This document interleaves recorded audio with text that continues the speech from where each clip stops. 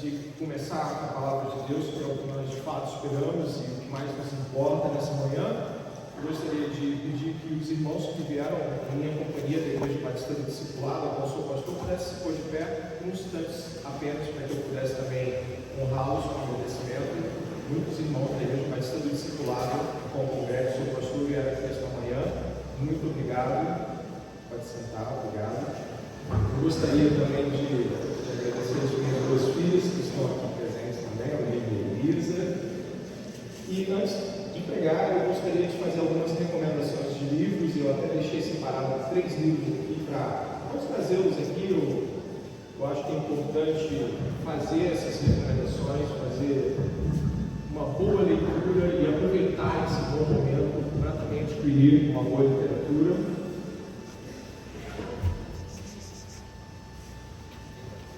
Vocês já foram lá atrás? Quem já foi ali à esquerda aqui, né? À minha esquerda. Já foi lá? Quem já comprou um livrinho lá hoje? Já? Tem gente que comprou, né?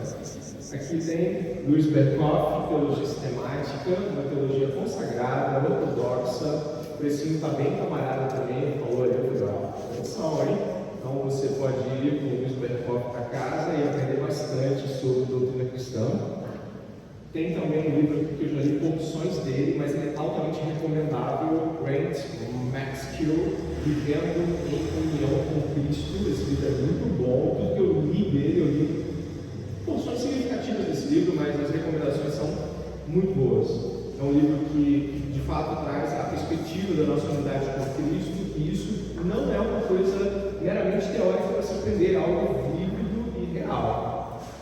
E esse livro aqui, para mim, é um bom livro de introdução, Evangelho Explícito. Se você puder comprar esse livro para dar para alguém, então, para ler, vai ser muito bom, Matt Chandler. Esse livro, ele traz também uma perspectiva de entrada no Evangelho, uma perspectiva de, peraí, o que é o Evangelho? Eu estou nele, de fato, se eu estou nele, como é que eu estar nele? Esse livro é muito bom, até na nossa igreja nós usamos ele muitas vezes na introdução de novos membros. Então, Matt Chandler, Evangelho Explícito. Bom, são indicações aí para você. Agora sim, eu gostaria de convidá-lo ao livro dos livros, a palavra de Deus. Venha comigo, por favor, a Epístola aos Romanos. Você vai estar indo até o capítulo de número 5. Se alguém estiver sem Bíblia perto de você, estenda a comunhão bíblica aí e ajude essa pessoa, dando a ela a chance de ler com você também. Nós vamos até Romanos, nós vamos até o capítulo de número 5. Durante a leitura, incline o seu coração para prestar atenção no que você está lendo. Durante a leitura, vá pedindo a Deus no seu íntimo de que a leitura já seja algo que toque profundamente em você. Deus já vai falando com a gente na leitura da palavra.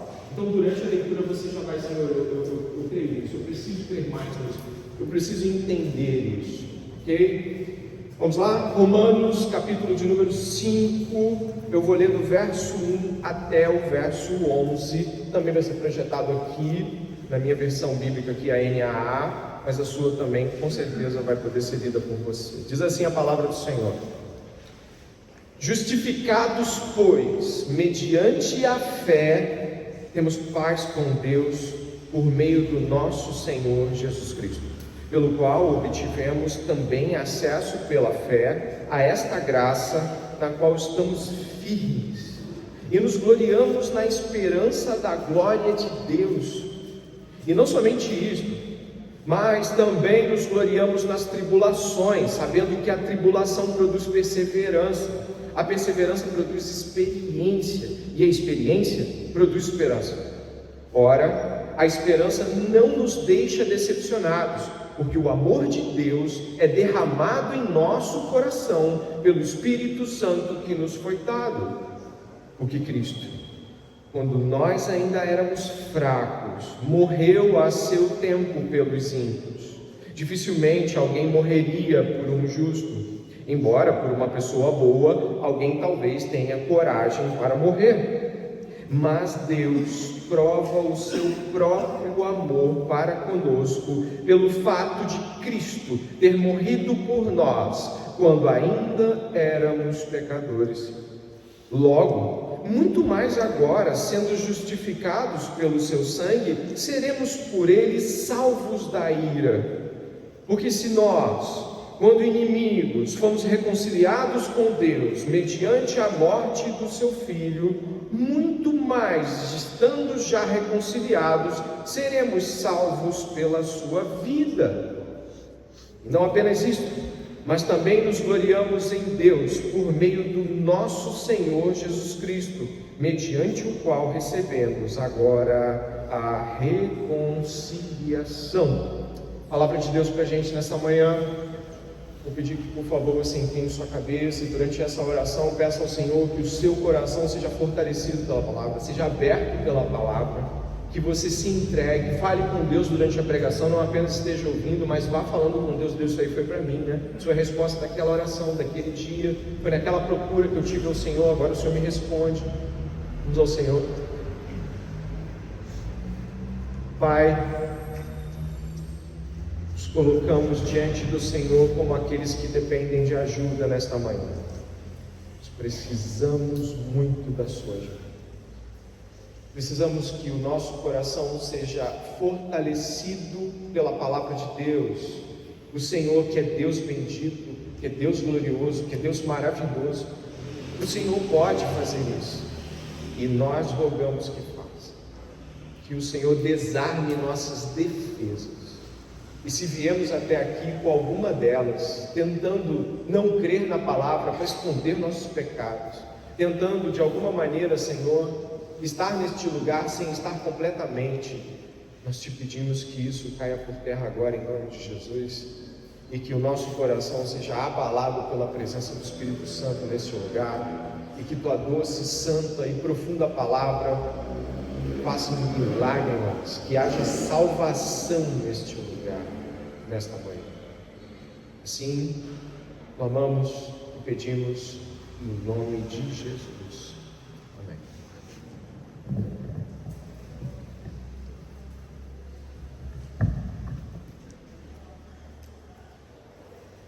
Eu gostaria de começar falando de uma palavra, de uma expressão que eu acredito que todos nós já tivemos contato, por ser uma palavra do dia a dia, uma palavra comum, ou mesmo se a gente não fala muito sobre isso, pelo menos a gente tem contato suficiente com pessoas para sentir um pouco do que é isso. A palavra que eu gostaria de falar para você é a palavra pertencimento. Pertencer, fazer parte.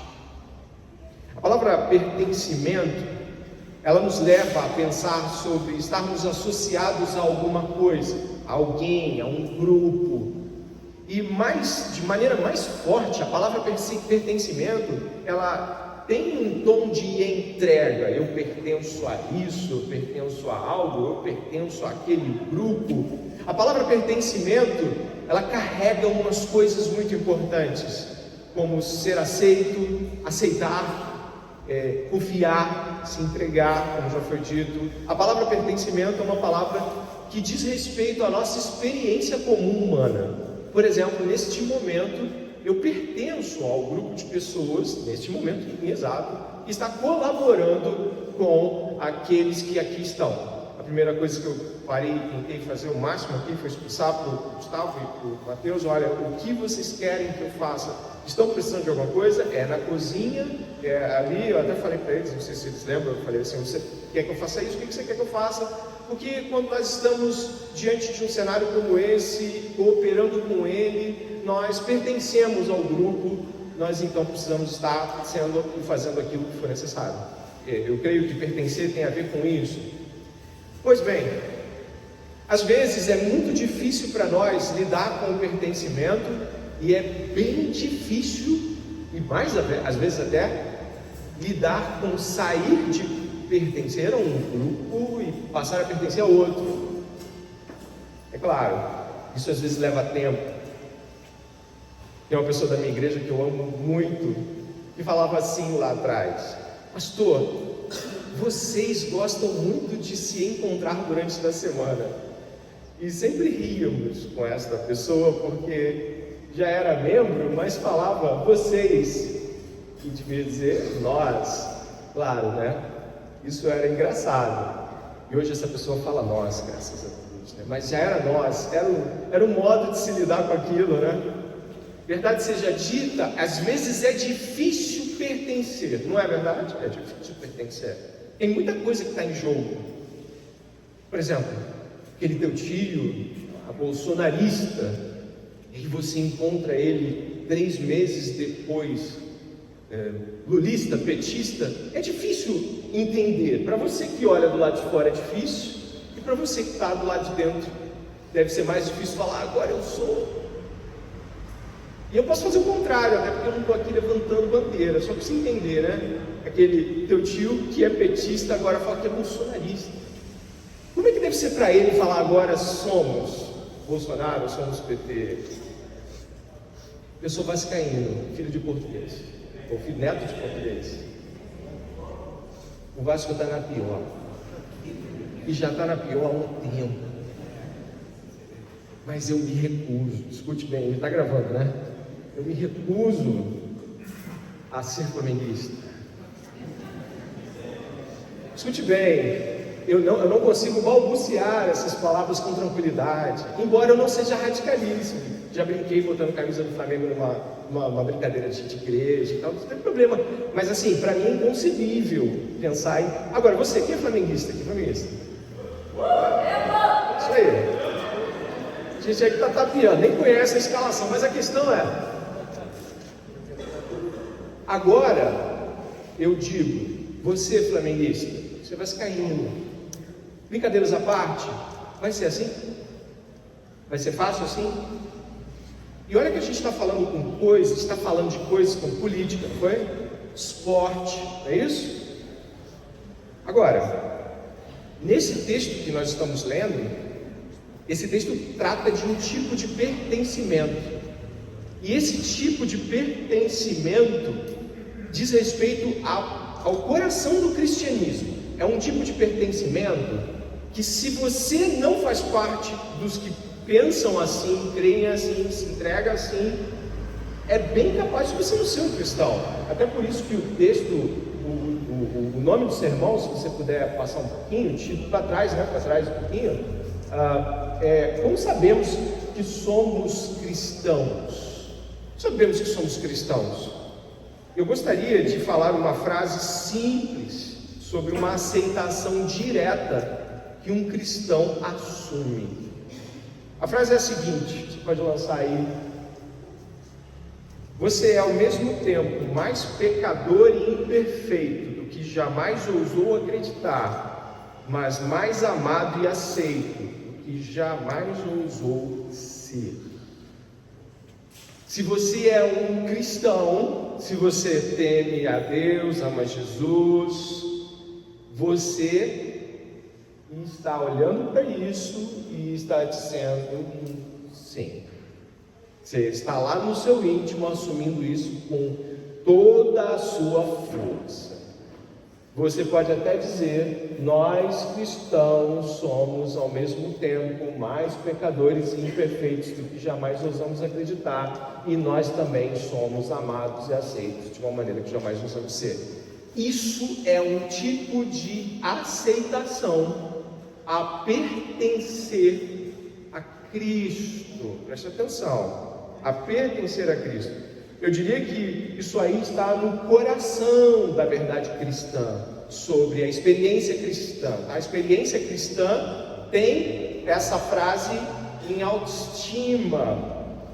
Eu poderia ser até um pouco abusado, mas não faltando com a verdade de que um cristão, e aí eu posso ser um cristão com alguma estrada, algum tempinho já, que já discerne, consegue falar aquilo que crê, ele de fato é um cristão, porque assume essas duas posições. E é claro, eu não estou negando o milagre de ser cristão, não estou negando a ação do Espírito Santo, apenas dizendo sobre verdades fundamentais.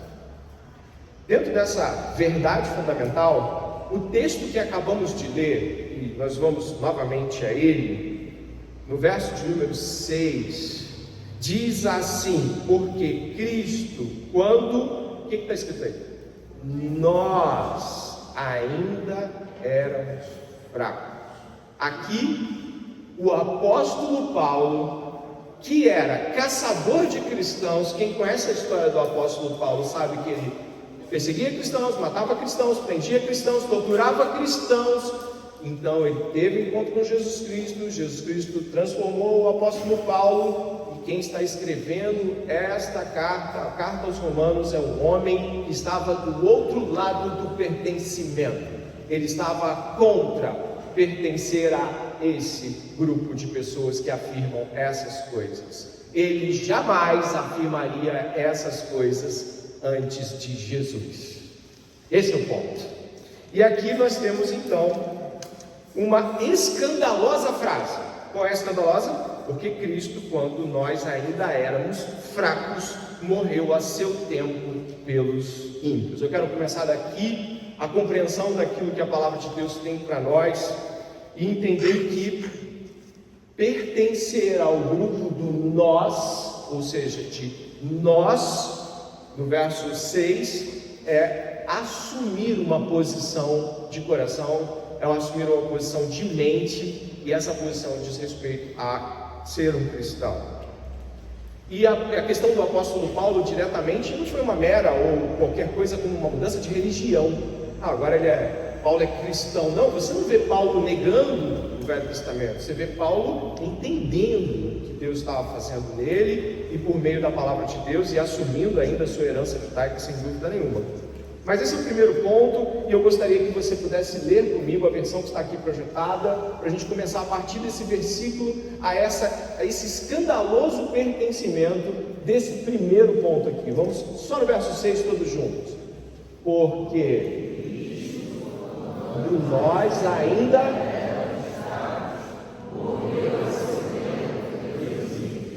se você tem Jesus, você assume essa frase de peito aberto. Mas o que essa frase diz? O que a Bíblia está dizendo aqui? Ela está afirmando de que Cristo, que você deve ter aprendido na oficininha, o Salvador, aquele que Deus enviou para salvar as pessoas, e a gente vai voltar em alguns pontos da oficina, sim, para a gente poder lembrar o que aprendeu. Ele morreu a seu tempo pelos ímpios. A primeira frase, a primeira parte disso está no comecinho, onde diz que nós ainda éramos fracos. A primeira coisa que o apóstolo Paulo assume aqui é que Cristo morreu por nós, e aqueles que estão em Cristo dizem: Cristo morreu por nós. Paulo então crê que morreu por ele, e crê que morreu por aqueles a quem escreve a epístola de Romanos. Fracos. O que é fraco? Por que essa expressão está aqui? A expressão fraco aqui diz respeito a incapacidade. Nós éramos incapazes. Aí é claro, você vai me perguntar: então Cristo morreu a seu tempo pelos ímpios, que somos nós, porque éramos incapazes? Incapazes do quê?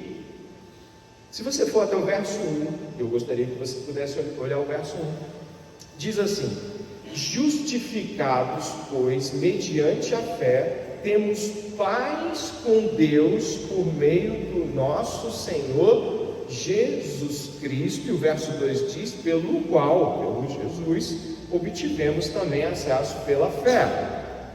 Aqui está dizendo que nós recebemos algo chamado justificação. Fomos justificados. Se você ama a Jesus, se você é um cristão, se você foi salvo, é porque você foi justificado. E aí, unindo esse pensamento ao verso 6, nós éramos fracos, não poderíamos prover justificação, nós éramos incapazes de sermos os auto-justificadores. Mas tudo bem, entendi, mas o que é ser justo? O que é justiça nestes termos? Preste atenção em modo simples. Justiça significa andar retamente conforme a lei. Estar justo é não ter culpa alguma. Estar justo é alguém que é considerado correto, confiável, aceito em todos os termos em relação a alguém. No caso, Deus. A gente está falando aqui de Deus. Preste atenção nisso. Nós estamos falando sobre Deus e os homens. Deus justificou os homens, tornou eles aceitáveis diante dele, tornou eles pessoas capazes de responder a um relacionamento com ele. tornou eles pessoas aceitáveis, perdoadas e sem culpa. Isso é justificação, mais do que perdão, é tornar alguém reto, aceito, tornar alguém moralmente aceitável. É isso que aconteceu. Agora preste atenção, o verso 6 diz: nós éramos fracos, ou seja, fracos como? Nós éramos imorais, nós éramos incorretos, incrédulos, quebradores de lei, maldosos, tudo aquilo que se falou para a justiça inverte.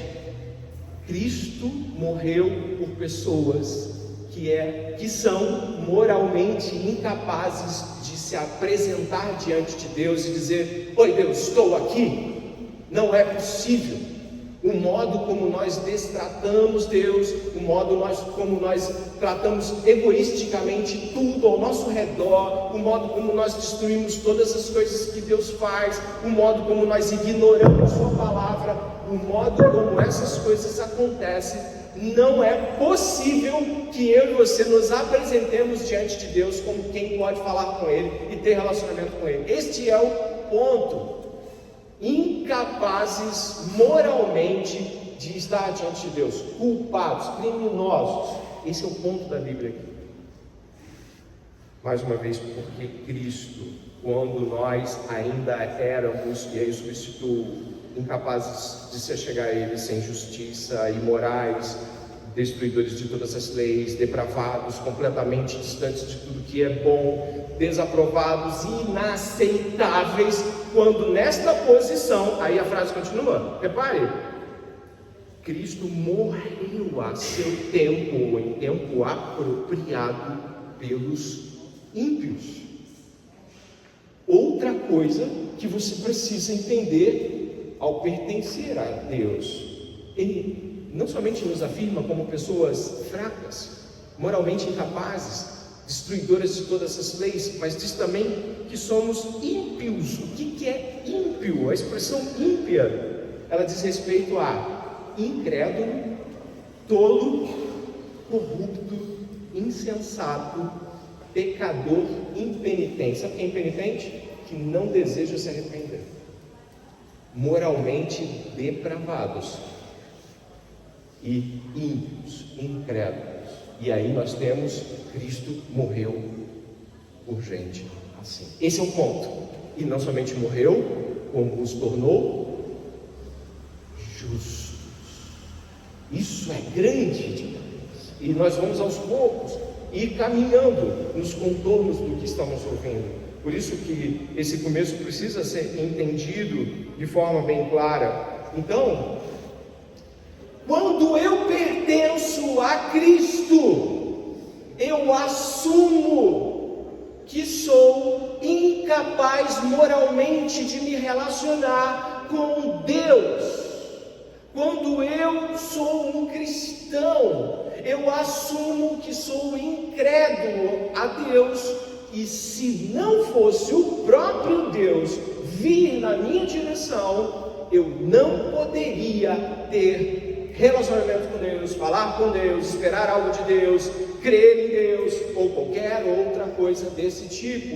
E aí está a questão. Lembra quando nós falamos sobre petistas, bolsonaristas, flamenguistas e vascaínos? Você se lembra dessas representações? Sim ou não? Se lembra dessas representações? Elas não estavam lá por acaso. Não estavam lá por acaso. O que eu queria é que você pensasse em como essas pessoas se manifestam. Você já viu, eu vou usar esses termos para vocês entenderem. Já viu bolsonaristas indo à rua? Lulistas e petistas indo à rua? Você já viu flamenguistas comemorando o título? Por que você vê isso? Porque aquilo demonstra o pertence. Eu pertenço àquele grupo, eu manifesto externamente o meu pertencimento. Pessoas moralmente incapazes de se achegar a Deus manifestam sua incapacidade.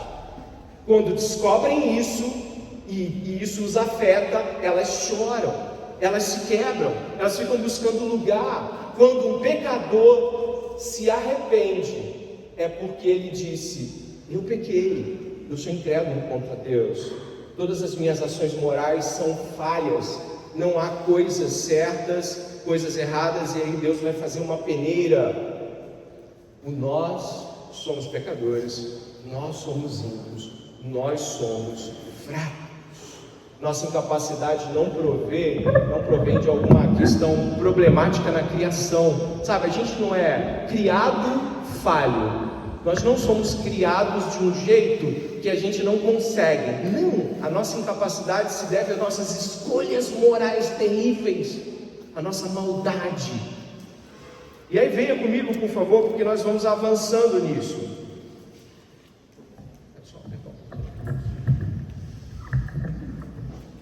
Verso de número 7. Se estiver aqui, você pode ler junto comigo. Vamos ao verso 7? Vamos lá. Dificilmente alguém morreria por um justo, embora por uma pessoa boa alguém talvez tenha coragem para morrer. Segundo ponto, repare que o apóstolo Paulo, você que está estudando a Bíblia, repare que ele está fazendo uma comparação, não é nada absurdo. Dentro dessa comparação há um pequeno contraste. Ele vai falar aqui sobre dificilmente alguém morreria por um justo. Mas o pastor não acabou de falar que não tem gente justa? É porque ele não está usando isso com o propósito de afirmações todas amarradinhas. Ele está dizendo só o seguinte: dificilmente alguém morreria por um justo. A expressão por um justo, nos tempos de Paulo, diz respeito a uma pessoa que eu não conheço, mas é justa. As pessoas dizem que ela é justa. É uma pessoa que não é do meu conhecimento pessoal, mas o bom testemunho dela é de que ela é justa. Dificilmente alguém morreria por um justo. Ou seja, eu dissesse assim para você: ei, eu gostaria que você morresse, se entregasse, se sacrificasse em favor de uma pessoa lá do Espírito Santo. Ela é uma pessoa justa. Isso te afeta, mas não te afeta tanto quanto a segunda parte. Embora por uma pessoa boa, e essa expressão pessoa boa aqui em Romanos diz respeito a alguém que eu tenho contato experiencial para dizer o suficiente de que ela é uma boa pessoa, eu tenho experiências pessoais com ela. Embora por uma boa pessoa alguém tenha talvez tenha coragem para morrer. Olha o que está acontecendo aqui. Ele está dizendo que, ok, você pode estar pensando aí: Cristo morreu por mim, mas eu me entregaria pelo meu filho, mas eu me entregaria por não sei quem. Você está fazendo esses cálculos, mas o que Paulo quer é chegar até o verso seguinte. Dê uma olhada no verso seguinte, por favor. Mas Deus, aí você pode vir até aqui, mas Deus, leia comigo, prova pelo fato de Cristo ter morrido por nós quando ainda éramos pecadores. Paulo vai subindo o nível. Éramos fracos. Cristo morreu pelos ímpios. E Deus prova o seu amor, Cristo morrendo por pecadores. Isso aqui está fazendo uma afirmação sobre como Deus nos ama. Embora nós tenhamos algum tipo de possibilidade de repente morrer por alguém que a gente gosta por perto e a gente considera uma pessoa boa, Cristo faz isso com pessoas que são contra Ele. Isso precisa ficar muito claro. Quando nós pertencemos a Cristo, vem à nossa mente os momentos claros e evidentes de nós sermos contra Cristo.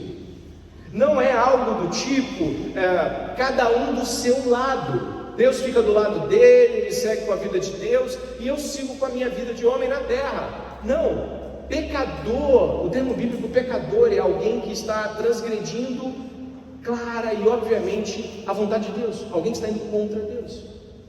Por isso, dificilmente alguém pode morrer por um justo, embora por uma pessoa boa alguém talvez tenha coragem de morrer, mas Deus prova. Essa expressão prova é muito significativa. Ela diz respeito a alguém que está buscando ganhar e mostrar confiadamente o teu coração. Prova tem a ver com a necessidade humana, que muitas vezes se abate, de confiarmos em Deus. Deus prova o seu amor ao fazer isso, entregar Cristo por nós.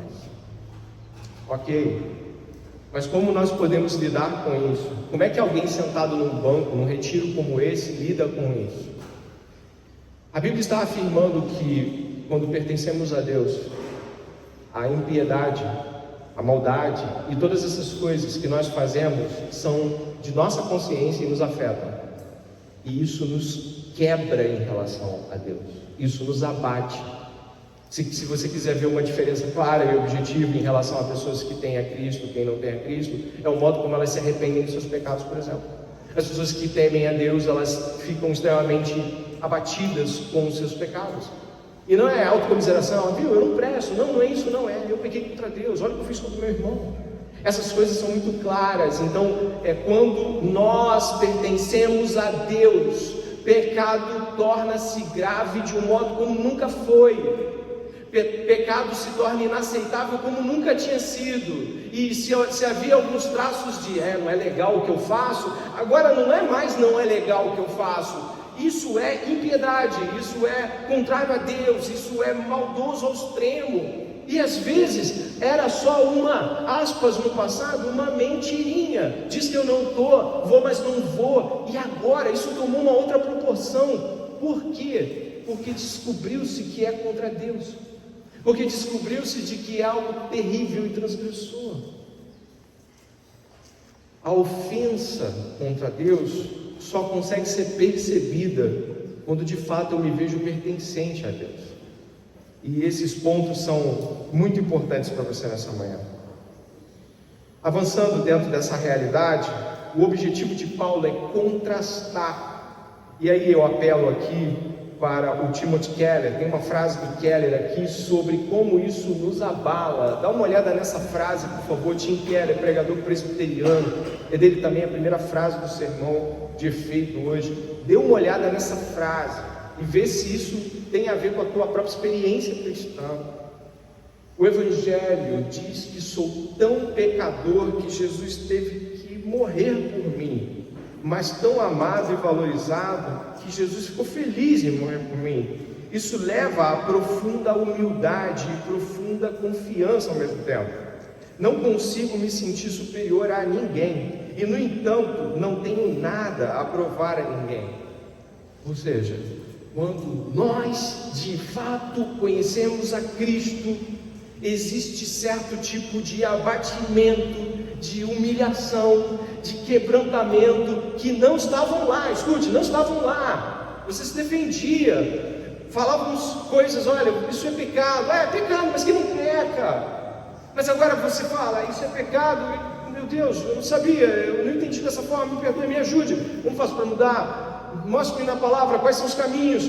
O impacto de saber que você pertence aos pecadores muda quando você pertence a Deus. Essa realidade aqui desta frase evoca algumas coisas que eu queria que você pudesse perceber.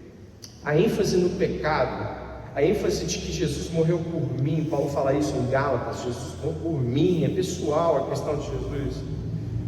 Ser amado por Jesus, Hebreus capítulo 2 diz de que ele se alegrou tendo em vista aquilo que o Pai lhe havia proposto. Ele se entregou alegremente, ainda que sofrendo, ainda que com todos os temores que você encontra no Getsemane, mas ele viu algo que Deus iria dar, um povo por herança, um povo por porção. Imagine alguém marchando convictamente para a entrega sacrificial por você, sem retroceder, sem reclamar, indo com o teu nome em vista, com a tua vida em vista, e ao mesmo tempo, você fraco, ímpio, contrário a Deus, completamente resistente a tudo que ele faz. Isso constrange alguém, isso quebranta alguém, isso muda a perspectiva de amar. É curioso pensar que nós encontramos aqui Deus provando o seu amor para nós. Isso é um símbolo de humildade, é um símbolo claro de humildade. Deus coloca na sua criação patente todas as coisas estão diante de nós, são criadas por Deus, e a criação de Deus é uma bênção enorme. Deus, em suma, não havia necessidade de provar a nós o seu amor, porque já estamos com tantas bênçãos, mas Deus insiste em amar e prova o seu amor ao dar o seu único filho. Eu estava pensando nessa frase enquanto estava sentado cantando os cânticos. Estou com as minhas duas filhas aqui, e aí fiquei pensando, poxa, Eu amo tanto minhas filhas, como pensar em dar elas. Imagine assim, um cenário de construção mental. Eu pensei nesse cenário ali, eu falei assim, caramba, imagine, olha, pastor André, aqueles traficantes lá, eles têm algo que quebra o coração deles. Eles fazerem mal com uma criança, quebra o coração deles, e alguns que já fizeram mal com criança, bateram, torturaram, eles até se arrependeram e deixaram de ser criminosos, passaram a ser pessoas de bem. E então, pastor André, que tal o senhor entregar a sua criança? Cara, eu não consigo pensar nessa cena. Você consegue? Eu não consigo, mas eles são pessoas que vão mudar, mas à custa da minha filha. Eu quero dizer é que nós pensamos pouco sobre a doação que o Pai deu em Jesus Cristo. Ter um filho amado e dar a pessoas como nós, no lugar de nossos crimes, para que a justiça seja feita, é muito mais sério do que pensar nisso apenas aos domingos ou quando tiver a pregação sobre justificação. Eu e você deveríamos estar mais comprometidos em pensar seriamente sobre a doação que foi feita ao nosso favor. Nós deveríamos pensar mais tempo e gastar mais tempo, comprar livros, escrever coisas ao lado dos versículos que dizem: porque Deus amou o mundo de tal maneira que deu o seu Filho.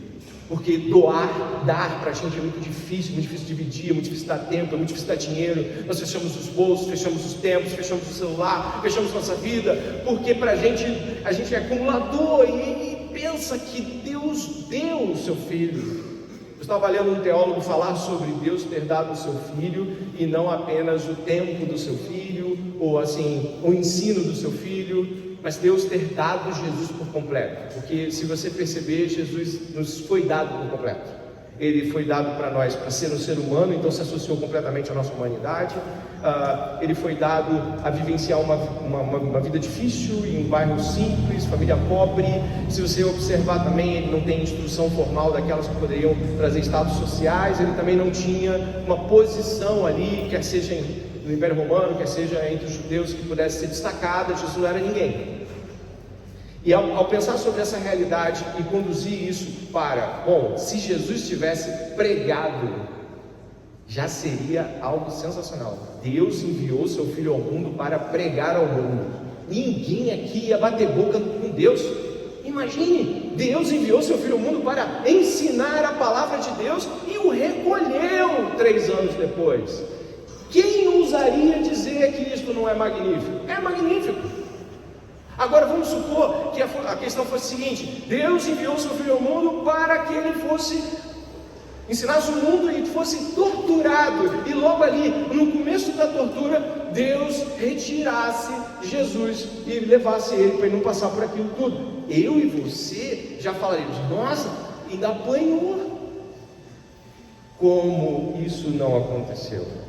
E Jesus foi entregue para nós por completo. Cada gota de sangue, cada grito de agonia naquela cruz foi dado por você. E quando eu e você não passamos tempo considerando sobre essas coisas, não conseguimos ver o tamanho da dádiva e tão pouco o tamanho do pecado. Quando Deus nos deu Jesus, a resposta deve ser nós darmos tempo e vida para respondermos a isso com compreensão e aprofundamento de espírito, com um coração que de fato está dedicado a entender a doação de Deus em Cristo. Deus prova o seu amor. Deus estava querendo dizer assim: quer ver como eu os amo? Tome Jesus, meu Filho amado.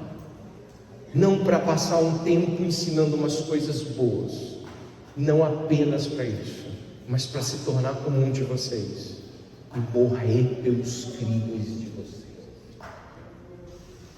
E então a equação do universo, onde os crimes dos homens estavam trazendo para o trono de Deus, e você que já leu a Bíblia sabe, Satanás estava lá acusando os homens diante de Deus. Você lê isso em Jó, você lê isso em outros textos como de Zacarias, que pregamos na igreja semana passada. Satanás acusando: lá eles, os teus homens. Apocalipse capítulo 12, quando Satanás é lançado da corte celestial, diz assim: ah lá, o acusador dos homens foi lançado. Agora você imagine, Deus tem que aturar um acusador, porque eu e você nos voltamos contra ele. E aí, ao invés dele resolver assim, eu vou fazer assim com o diabo, jogo, faço pó, e aí eu acabo com os homens e começo uma nova raça. Quem questionaria Deus? Quem? Você? Eu? Não. Grãozinhos do nada num universo desse tamanho, que é o homem, para que dele te lembres. Mas Deus prova o seu amor para conosco, dando o seu Filho. Deixe isso penetrar o seu coração nesta manhã. Deixe-se tocar por isso mais uma vez. Deixe-se afetar por isso mais uma vez. Você fica afetado porque sua namorada te deu um chocolate, porque seu namorado escreveu uma palavra bonita, porque seu esposo lembrou do dia do casamento e não consegue ser afetado por Deus provou o seu amor. Isso é fraqueza moral. A nossa fraqueza em amar a Deus. Nós somos fracos e não percebemos a grandeza que deveria levar pessoas ao chão chorando nesta manhã, quebradas, tristes porque gastam sua vida em sonhos, em projetos, em planos, mas não colocam em suas vidas como primários. Eu quero me associar a este amor, eu quero entender este amor, eu quero ler sobre esse amor, eu quero deixar que ele invada o meu coração de tal maneira que as pessoas podem ver que sou grato, que sou alguém pertencente a este amor. Esta manhã, se você não está humilhado ao ouvir estas coisas, se você não percebe que nas últimas semanas não gastou tempo com o amor de Deus em Cristo e como isso deve afetá-lo, e ainda assim você não se sente afetado, você está bem, eu não vou duvidar da tua salvação, porque cristãos também podem estar fora do foco, mas eu vou lhe dizer, não era isso e nem deve ser isso a nossa resposta a Deus nesta manhã. A verdade é que eu e você não damos tanto valor. Essa é a verdade. Mas Deus escolheu amar. Caminhando para os 10 minutinhos finais, eu gostaria de convidá-lo a considerar que isto que nós acabamos de ler é profundo demais. E eu gostaria que você pudesse refletir também sobre o fato de que a intensidade do amor é medida por pelo menos duas coisas. Como é que a gente sabe que o amor é grande? É quando o custo da dádiva, ou seja, o custo é alto e o recebedor é indigno. O custo é alto, mas quem está recebendo é indigno. Existe algo aqui. Ele ama a despeito da indignidade, a despeito do desprezo, a despeito da gente estar de repente até conversando entre a pregação, mexendo no WhatsApp. A despeito disso, ele ama. Quanto mais custa o presente ao doador e quanto menos o receptor o merece, tanto maior é o amor. E você não chamaria, escute isso, o assassino do teu filho para uma reunião de família e daria parte da herança do seu filho para ele. Você faria isso? Você chamaria para uma reunião de família só os amados, o assassino do teu filho, perdoaria ele e daria parte da herança do seu filho nele? Você daria? Deus deu. Deus chamou os assassinos de seu filho para tomar parte da herança de seu filho, pela intercessão e perdão que o filho ofereceu. Deus chamou os criminosos à mesa. Os que não eram propícios foram propiciados. Os indignos se tornaram justos. e por isso andam diferente de tudo que andaram no passado. A vida é outra, a vida é completamente outra. Estamos caminhando para o final e as coisas vão ainda se afunilar. O que vai ser dito aqui, dê uma olhada por favor, no verso 9, diz assim, no verso 8 e 9, o 8 é: mas Deus prova o seu amor para conosco pelo fato de Cristo ter morrido por nós quando ainda éramos pecadores, logo muito mais agora, sendo justificados, tornados justos, tornados aceitáveis pelo seu sangue, sacrifício de sangue, seremos por ele salvos o quê? Da ira. Mas salvos da ira, não porque a ira foi abolida, e Deus cancelou a ira, Ele perdoou todo mundo e liberou, vai para casa, vai viver. Não, a ira não pode ser abolida, porque a ira responde diretamente àquilo que Deus é. Deus é justo. Deus justo precisa punir o pecado de modo justo. Um homem como eu e você não seria capaz de suportar isso, não seria capaz de oferecer justiça, porque somos fracos, não quer Deus, é rebelde a Deus e não seria aceitável por Deus. E mesmo que fôssemos justos, nós não suportaríamos receber a ira que Deus daria por todos aqueles a quem Ele haveria de salvar. E essa é a questão aqui, e olha o que você vai ler no verso 10: porque se nós, quando inimigos, fomos reconciliados com Deus mediante a morte de seu Filho, muito mais estando já reconciliados, seremos salvos pela sua vida. Repare o que ele diz: inimigos. Olha, uma das coisas difíceis para a gente entender é que Deus não salvou pessoas, e eu repito aquilo que falei no começo, que estavam assim: Deus está seguindo com as suas coisas e nós estamos seguindo com as nossas.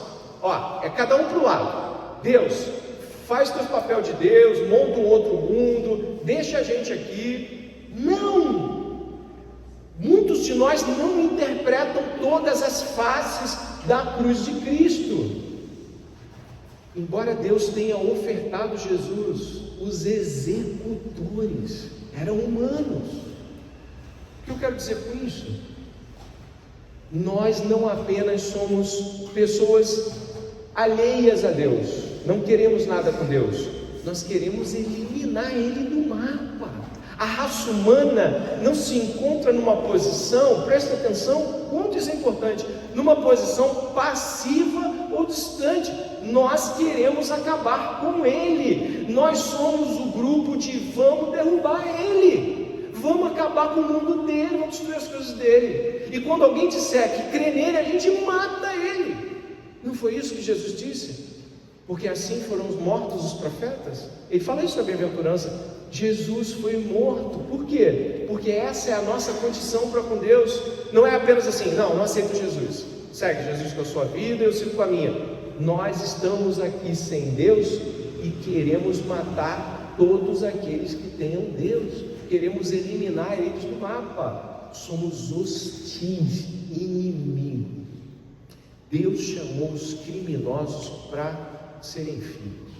Deus chamou gente ruim para ser filho, gente que era hostil a Deus, que queria acabar com os planos dele, com o mundo dele, e provou isso matando o filho dele.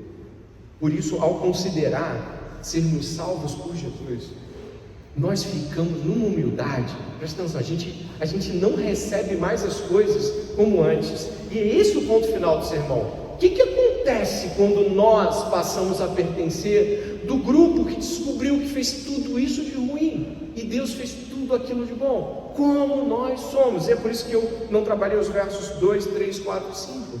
Eles dizem assim: pelo qual obtivemos também acesso pela fé a esta graça, na qual estamos firmes e nos gloriamos na esperança da glória de Deus.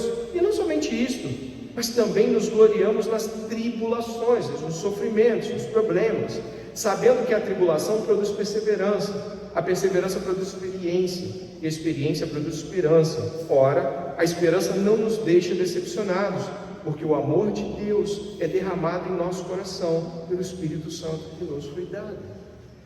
A pessoa se converteu. O que aconteceu? Ela se converteu e olha para cá: estou firme. Firme em quê? É só você olhar o texto. estou firme nessa graça, porque é favor. Se eu estou firme é porque é favor. Eu não estou firme por mim mesmo, estou firme é porque é favor.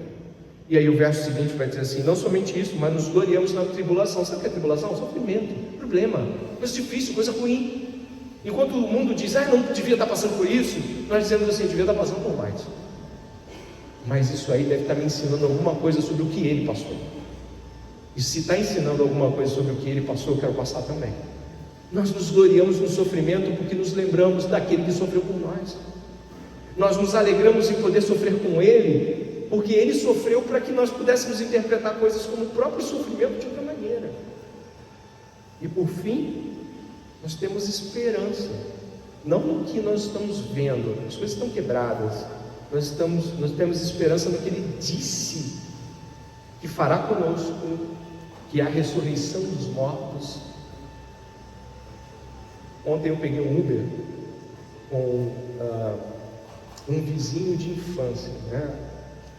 Alguns estavam até comigo no Uber, acho que a Evelyn estava, a Olivia e Elisa estavam no Uber comigo. Um vizinho de infância, ele é um pouquinho mais velho que eu. Eu perguntei assim: e fulano? Fulano tu viu como é que tá? Tá com problema aqui, tá com uma placa no corpo, se entregou a bebida. Eu perguntei: e o outro? Tá preso. E o outro? E eu falei assim: gente, são gente que eu jogava bola de gude na rua, brincava, e tá tudo ficando velho, e tá tudo preso, ou morrendo, ou bêbado, ou alcoólatra, e ele está trabalhando, legal, eu fico feliz por ele. Mas sabe o que acontece no fim das contas? Todas as pessoas podem estar passando pelo mundo sem perceber que estão morrendo, e de que isso é parte daquilo que Deus disse que vai acontecer com a gente, e sem perceber Deus, e sem perceber que estamos aqui agora para sermos alertados de que esse pode ser o último momento em que o Evangelho é ouvido pelos seus ouvidos, de que pode ser o último momento em que você é alertado quanto a não estar sensível a amar a Deus como deve ser amado, de que pode ser o último momento que você não está percebendo que recebeu grande dádiva, de que você não merece. Você fica tentando dizer: poxa, eu tenho um problema com a impaciência. Não, você tem um problema porque você esqueceu isso. Escute bem, como é que se ira com alguém depois de ter recebido o perdão de Deus? Eu preciso esquecer do perdão de Deus e do modo como ele foi feito e me irar, que tendo em mente, no coração, o perdão de Deus, o amor de Cristo e a prova do amor, a bola baixa. E aí que está, firmeza na graça, verso 2, esperança, mesmo em meio ao sofrimento. E por fim, verso 5, essa esperança não nos deixa decepcionada, porque o amor de Deus é derramado em nosso coração por quem?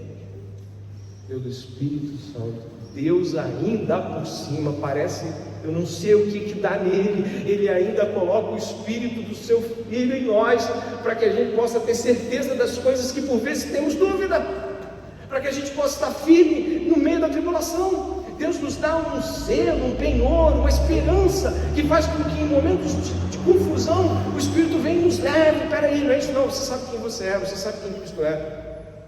Deus nos dá tudo, morre por nós, nos salva, prova o seu amor, dá o seu Espírito, nos dá esperança, firmeza. Como devemos responder a isso nessa manhã? Independente do tempo que você tem de fé, e se você está aqui cooperando ou não para ajudar essas pessoas a fazerem o retiro, você foi chamado para ouvir essa palavra. Você foi chamado para estar sensível em relação ao amor de Deus. Você foi chamado para se dedicar bastante, ao invés de ficar remindo o tempo e guardando um pouquinho para Deus entre os seus devocionais, suas conduções, o pessoal aqui que é da Marinha, no tempo que sobra. Para com isso. Estamos indo para Deus. Desperte. Estamos indo para Ele. Vamos nos apresentar diante do nosso Criador em breve. Você vai estender suas mãos, os livros serão abertos. Do que você acha que está falando aqui agora? Palestra motivacional. Estamos indo encontrar com o Rei dos Reis. Os nomes serão lidos em voz alta, e muitos deles irão para o inferno. Talvez seja o seu, talvez seja o caminho que você está trilhando. Receba o amor de Jesus agora. Seja quebrantado por Ele. Creia na palavra da esperança. O que é a esperança nesta manhã? Não se esqueça, nós não sabemos quando vamos partir. Que o amor de Jesus esteja no seu coração. Eu gostaria de orar por você nesse momento.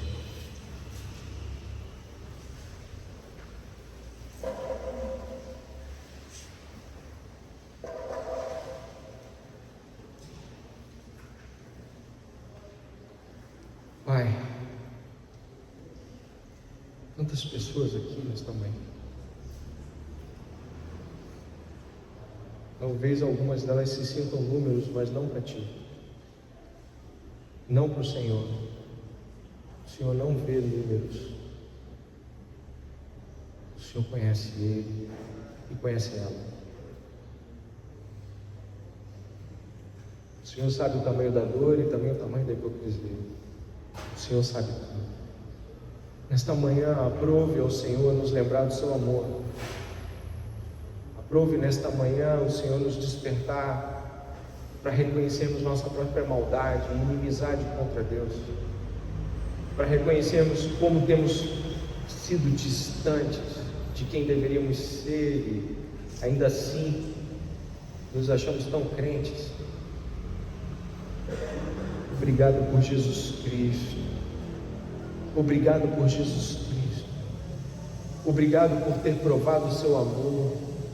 Talvez alguns de nós estejam falando isso pela primeira vez. Talvez algumas pessoas estejam sendo despertadas agora. O Espírito está tocando lá dentro. Sentimentos que não estavam lá, estão agora. Afeições que não estavam lá, começaram a brotar. Pai, eu peço por favor que ele, ela, seja salvo, independente da idade, de onde veio, ou mesmo se já acha que pertence à igreja há muito tempo, talvez isso tenha sido uma grande mentira para essa pessoa, e agora o Espírito Santo está salvando ela, Pai. Aleluia, porque Tu és Deus Salvador. E também a todos aqui que reconhecem o Teu nome, que temem o Teu nome, Pai, mas que foram chamados à atenção, a uma compreensão talvez, Senhor, de que não se dedicam a amar o Senhor e se dedicar plenamente a descobrir mais desse amor, que passam na vida fazendo a vida de uma grande correria, uma vida que não para, mas que também não pensa, uma vida que está aparentemente produzindo tanta coisa, mas quando o assunto é dedicar-se à proximidade a Deus, está falhando tanto, Pai. Eu peço que haja reedificação de pessoas aqui nesta manhã, eu peço que haja renovação espiritual de homens e mulheres aqui nesta manhã, Pai. Eu peço que homens e mulheres estejam sendo renovados e rededicando tempo e vida nesse momento, que os lábios estejam mexendo de modo proposital, não porque o pregador está pedindo, mas porque o Espírito Santo está ordenando, mas porque Deus está chamando para perto, Pai, que haja de fato dedicação do Teu povo em Te amar, Pai, e mostrar aos outros a manifestação desse amor, com ações de graças, com obras verdadeiras no Senhor, Pai. Eu peço por favor, Pai, que os homens e mulheres que estão aqui, senhores, senhoras, crianças que estão aqui, Pai, existem tantas pessoas que talvez estejam ouvindo o Evangelho pela primeira vez e outras que estão ouvindo pela 1000ª vez, mas a todos nós, o Senhor aproveu colocar o Evangelho diante de nós nesta manhã e bendizemos o Teu nome e pedimos que tenhamos misericórdia, Senhor, para com aqueles que porventura vierem pedir ajuda a cada um de nós no final deste culto, Pai, que haja corações abertos para ajudar, que haja Teu povo ajudando aqueles que estão chegando no Teu povo, Pai, de todas as formas, de todas as maneiras. Nós Te agradecemos por essa manhã, nós Te bendizemos, nós Te louvamos e o fazemos em nome de Jesus. Amém. Eu sei que vai ter uma fala aqui agora, que sempre é importante para deixar vocês à parte de todas as realidades que ainda vão estar aqui, mas eu deixei no slide final uma tarefa para depois que a fala for feita aqui se consumar, é mais no finalzinho, a última, um pouquinho mais. Fale com Deus depois que as falas aqui terminarem, baixe sua cabeça assim, fala com Deus, tá bom? Fala com Deus. Clame por sua ajuda, ore novamente, e aí uma tarefa. Se você acha que de fato isso foi importante para você, fale com 2 pessoas desse lugar, pelo menos 2 pessoas, sobre o que Deus está falando. Talvez ela tenha ouvido, mas você possa fazê-la ouvir melhor. Deus os abençoe.